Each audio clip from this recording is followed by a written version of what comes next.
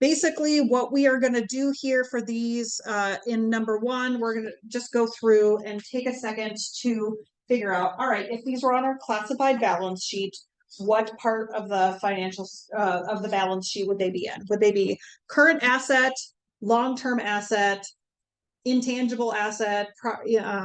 Would they be current liability, long-term liability? Would they be stockholders' equity, etc.? Long-term asset. Huh? Long-term asset. Which one? Oh, the patents? Yeah. Yes. So those ones, so this is a long-term asset. More specifically, a patent would be an intangible because this is not a physical asset that we can see.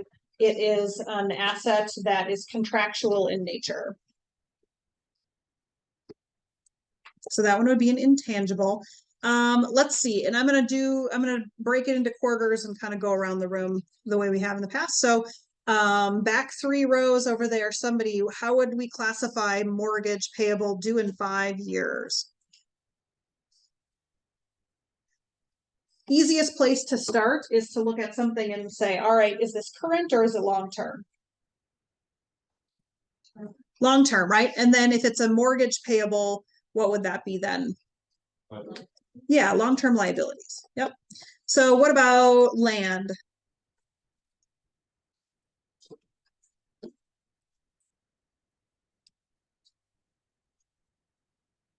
Property, plant.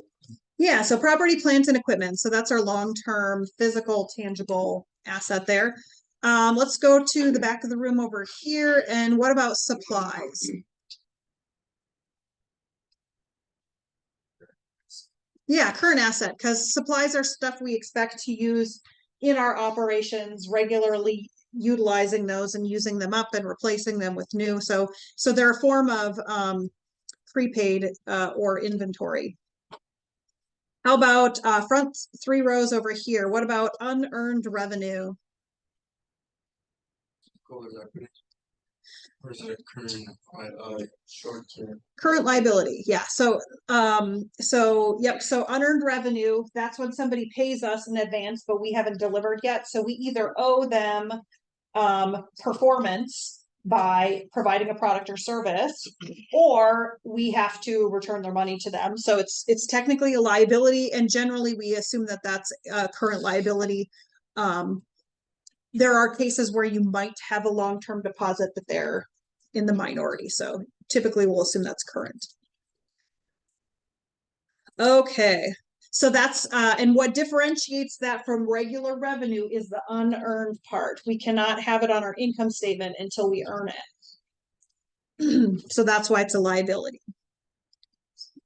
Okay, investments in stock of another company held long-term. Okay, so this one will require a little thought, but using the criteria that we talked about, we can probably figure this out, right? So they're telling us it's long-term.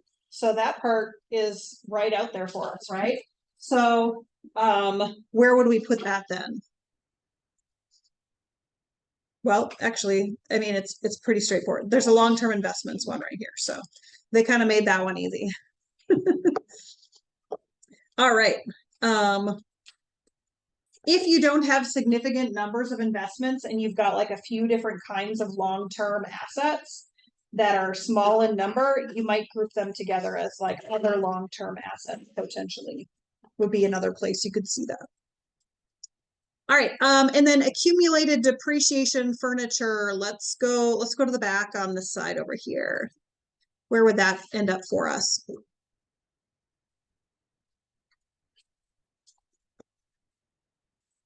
What does depreciation relate to on this list?